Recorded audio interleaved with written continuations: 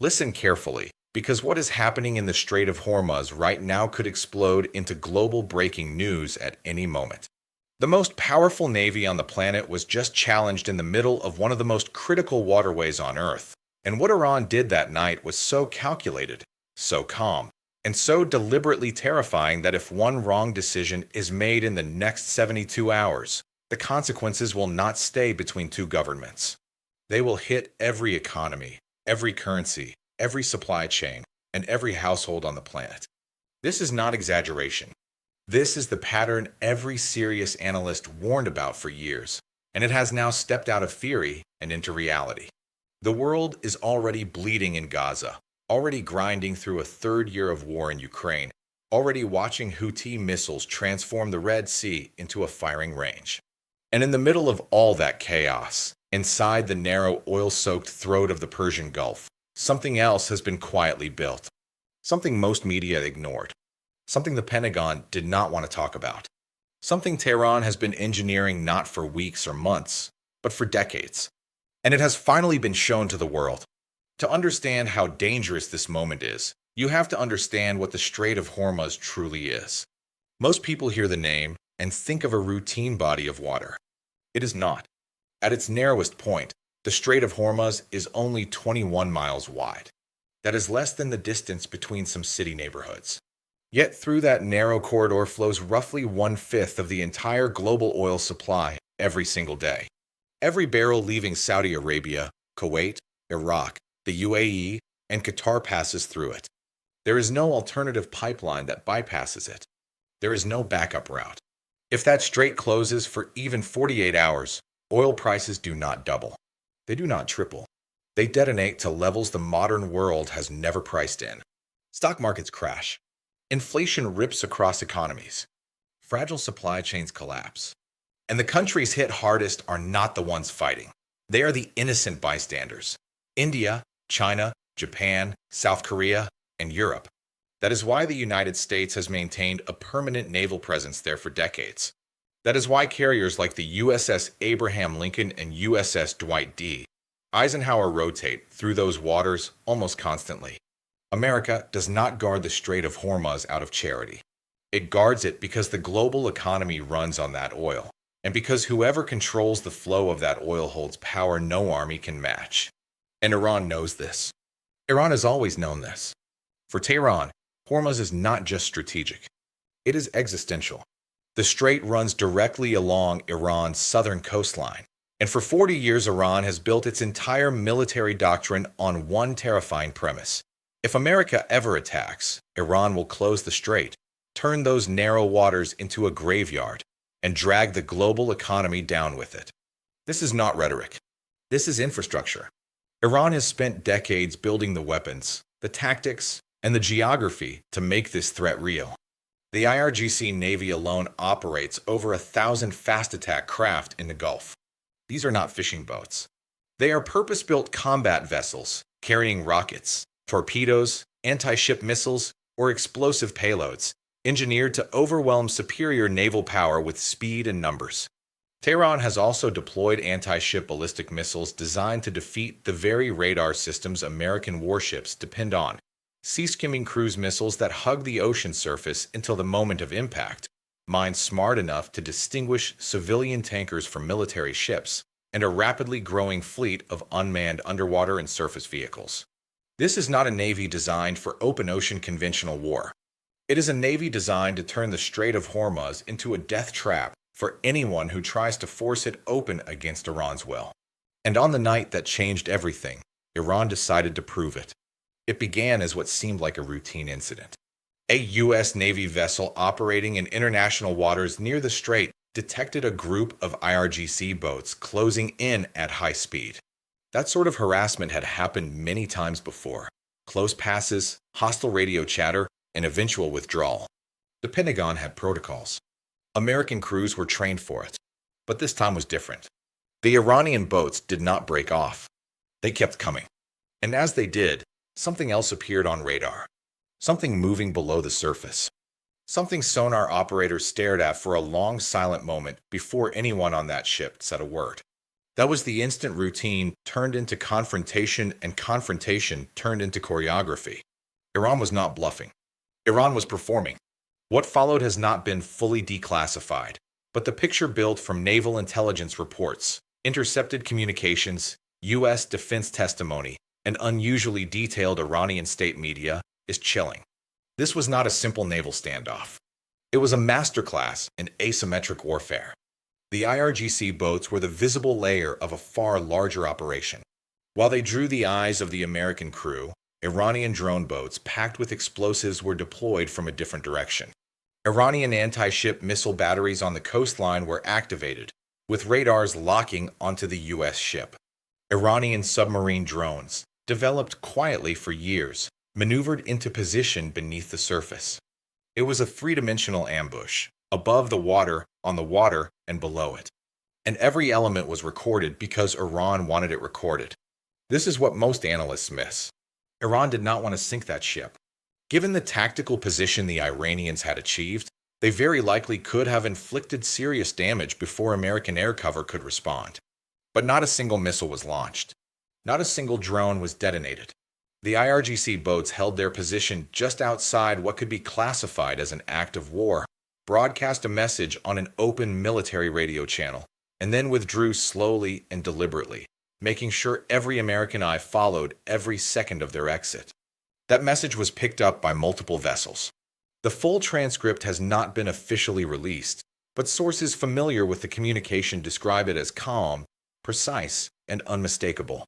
No shouting, no threats, just a clear statement in English that what had just happened was a demonstration, a proof of concept, and a warning that if American forces continued what Iran considered provocative operations, the next demonstration would not be bloodless. Publicly, Washington's response was careful. The Pentagon acknowledged the incident but called it a dangerous and provocative action, avoiding the word attack, avoiding any implication that the Navy had been put in danger. The diplomatic language was measured because senior officials understood exactly what Iran was doing. Behind closed doors, the mood was very different. Intelligence officials briefing congressional leaders described the operation as one of the most sophisticated Iranian naval maneuvers they had ever observed. The coordination, the simultaneous deployment of multiple weapon systems, the tactical surrounding of a U.S. warship without triggering retaliation. It all revealed a level of preparation that genuinely alarmed professionals whose job it is to be alarmed. Here is the uncomfortable truth the Pentagon will not say out loud. In open ocean, the U.S. Navy is essentially unmatched. A carrier strike group in the middle of the Atlantic or the Pacific has overwhelming firepower, sensors, aircraft, and submarines. But Hormuz is not open water.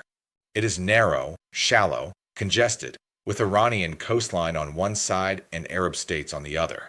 In that environment, American strengths flip into vulnerabilities. Carriers designed for deep water cannot maneuver in shallow corridors. Long-range strike weapons built to reach 1,000 miles away mean little against swarms of fast boats converging from three directions. And when the enemy is on the coast, on the surface, and under the water simultaneously, the calculus collapses. Iran understands this. And on that night, Iran made sure the United States understood that Iran understands it. The geopolitical timing is what makes this even more dangerous. This demonstration did not happen in a vacuum. The United States is already stretched thin. Support for Ukraine has drained American munitions at a rate even major defense contractors struggle to replace. The war in Gaza has damaged American credibility across much of the Muslim world and opened cracks in the Western alliance not seen since Iraq. Several Arab states that once leaned hard on Washington are now hedging, keeping formal ties with the United States while quietly opening back channels with Tehran, Beijing, and Moscow.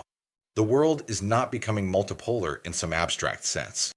It is becoming multipolar operationally, where American threats no longer carry automatic weight. Iran has been watching all of this with enormous patience and even greater calculation because time, in that region, is not America's ally. Every year that passes sees Iranian missile technology improve, drone capabilities expand, and IRGC naval doctrine sharpen from proxy conflicts across the Middle East. Sanctions have hurt the Iranian economy badly, but they have not stopped military modernization. In many ways, sanctions accelerated Iran's pivot towards self-sufficiency. What it cannot buy, it has learned to build. This demonstration was not an impulsive act by rogue commanders. It was approved at the highest levels of the Iranian state, signed off through the Supreme Leader's office, executed by the IRGC, and broadcast openly to the world. It had multiple audiences. For Washington, it was a warning. For Iran's regional partners, the Houthis in Yemen, Hezbollah in Lebanon, the militias in Iraq and Syria, it was a signal of solidarity. For the Iranian public, strained by sanctions and isolation, it was a rare moment of national pride, watching their navy stare down the most powerful fleet on Earth and walk away untouched. But beneath the symbolism sits the darker calculation nobody wants to confront. This demonstration, as controlled and surgical as it was, also revealed how catastrophic things could get if the wrong variables align at the wrong time. Imagine an accidental escalation, a U.S. commander misreading a threat, an Iranian drone drifting off course due to jammed signals, a single second of panic in that narrow water. History is full of such moments. The USS Vincennes shot down Iran Air Flight 655 in 1988, killing 290 civilians because a stressed crew misidentified a civilian aircraft as a military threat. Accidents happen even in peacetime. In a choke point this tense, they do not become incidents. They become catastrophes. The signs of this new normal are already visible to anyone watching carefully. American warships in the region now operate in new formations, not because doctrine has shifted, but because the threat environment has. Commanders who once had minutes to decide now have seconds. Electronic warfare systems that used to be backup tools run continuously. The psychological weight on the young sailors operating those waters is enormous. They are being asked to hold a hard line in a space where showing weakness invites escalation and overreacting invites catastrophe. These are people in their 20s and 30s, disciplined and professional, making real-time decisions that could reshape the geopolitical map in waters where the opposing force knows every depth, current, and blind spot. What exists today is not war. It is not peace. It is something more dangerous, managed hostility. Both sides probing, testing, signaling, one bad moment away from an outcome neither actually wants, but neither can control. The economic effects are already being absorbed. Shipping insurance rates through the Gulf have risen sharply. Several major tanker operators have quietly rerouted vessels, adding costs and days to their journeys. Oil traders are building larger risk premiums into their pricing models, not because there is a war today, but because the probability of sudden disruption has climbed beyond what markets can ignore. Every point of that risk premium lands on ordinary people at the pump, in their electricity bills, and in the price of anything produced, shipped, or heated. A war not yet fought is already charging the world interest. What happens next depends on choices being made right now in Washington, Tehran, Riyadh, Beijing, and a dozen other capitals with skin in this game. The Gulf states are watching with quiet terror. Saudi Arabia, which has long positioned itself as a counterweight to Iran, sees the Hormuz situation with a specific kind of dread because every Saudi barrel passes through or near Iranian-controlled waters. Riyadh has spent enormously on American security guarantees, weapons, and partnerships, all built on the assumption that America would keep those lanes safe. The Hormuz demonstration did not destroy that assumption, but it shook it enough to push Saudi diplomats into conversations they would not have entertained a year ago, with Beijing, with Moscow, and even with Tehran itself. Small nations surrounded by larger powers do not have the luxury of absolute loyalty. They have the necessity of survival. America now faces a genuine dilemma. Backing down from Iranian provocation signals weakness not just to Iran, but to every regional ally depending on the credibility of American naval power. Saudi Arabia, the UAE, Israel, Bahrain. If they conclude that U.S. warships can be forced to adjust their behavior in international waters by Iranian speedboats, the long-term damage to American influence is severe.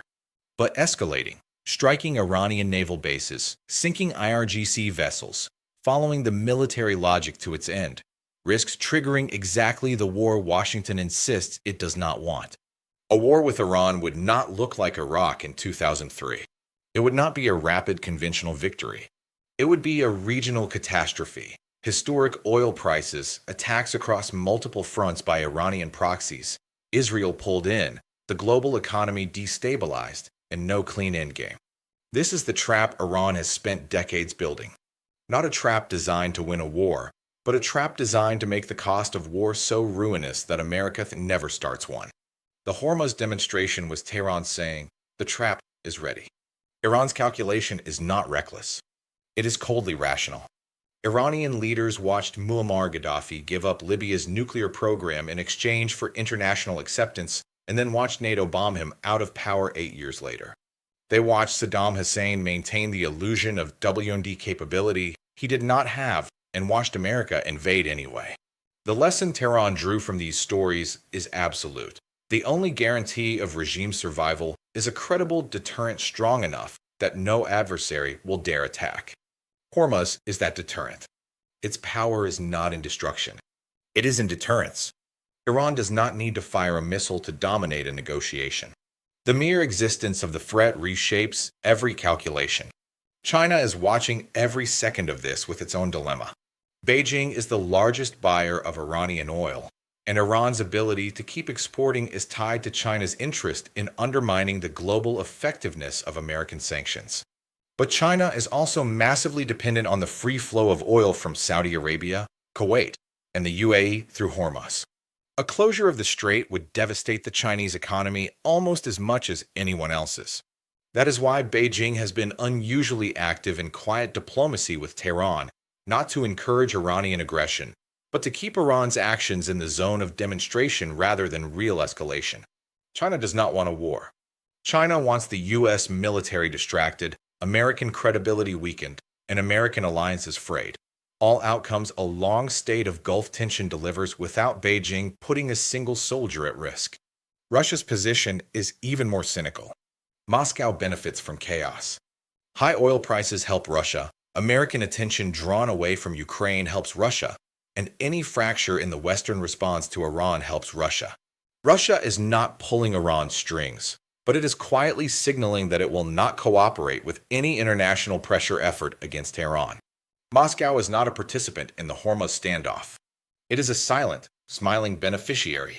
Then there is Israel.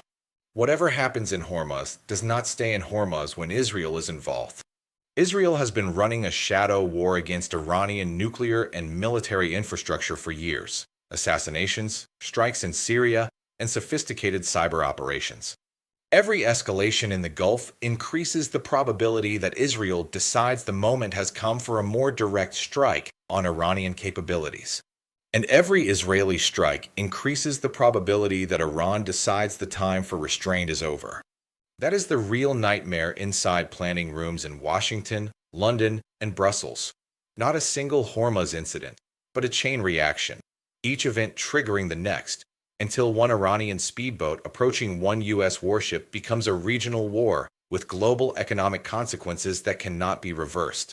We are not there yet. We may never get there. But the margin for error has never been thinner in the 4 decades since the Iranian Revolution. What we know is this. The Strait of Hormuz is no longer a background threat. It is an active flashpoint. The U.S. Navy will not withdraw. The strategic cost is too high. Iran will not stop its naval operations. The domestic and strategic cost of backing down is just as unbearable. And in the narrow space between two powers that do not want war but cannot afford to look weak, the world holds its breath. The UN Security Council, the body that is supposed to manage exactly this kind of confrontation, is effectively paralyzed. Russia and China will veto anything that pressures Iran. The United States and its allies will veto anything that frames American presence as a provocation. So the institutions designed to stop this sit on the sidelines while the real decisions move through military briefings, encrypted diplomatic channels, and intelligence chiefs who answer to no public body. Some officials are pushing for a more aggressive American posture. Others are pushing for quiet back-channel diplomacy through Oman, the traditional bridge between Washington and Tehran. And a third faction is simply watching, waiting, and hoping things stabilize on their own, which is not a strategy, but is far more common inside governments than outsiders realize. What is not seriously discussed, at least in public, is any fundamental rethinking of American strategy in the Gulf. The idea that 4 decades of military presence have produced 4 decades of tension is not a conversation Washington is prepared to have. So the cycle continues: Iranian provocation, American response, diplomatic friction, temporary calm, then the next provocation, each round a little more dangerous than the last, each incident a little harder to contain. The Strait of Hormuz has been called the world's most important choke point, the trigger for the next great war, the oil jugular of the global economy. All accurate. But the honest description is simpler and more frightening. Hormuz is a test. A daily, high-stakes test of whether the post-World War II international order, built on American dominance, open sea lanes, and free global trade, can survive in a world where that dominance is being challenged by increasingly capable rivals. Where the cost of a single miscalculation is no longer measured in political embarrassment, but in economic collapse, regional war, and lives lost by the tens of thousands. Iran passed its test on that night in Hormuz. It demonstrated capability, restraint, and strategic clarity at the same time. It reached out and touched the most powerful navy on earth and chose not to pull the trigger. That restraint is not weakness. It is the most powerful message Tehran could send, because it means the next time Iran chooses not to show restraint, the world will know it was not an accident. It was a decision made with full awareness of the consequences. The real question now is whether the United States and the wider international community can match that strategic clarity with wisdom, patience, and a cold-eyed understanding of what is truly at stake, not just in the Gulf, not just in energy markets, but in the deeper question of what kind of world we are building. A world where disputes are managed by shared rules, or a world where they are settled by whoever has the most missiles and the greatest willingness to risk catastrophe. That question may never have a clean answer. But in 21 miles of water, upon which the fate of the global economy balances every single day, the world cannot afford to get it wrong. The next move belongs to America, and the entire planet is watching. This is Strategic Horizon Watch.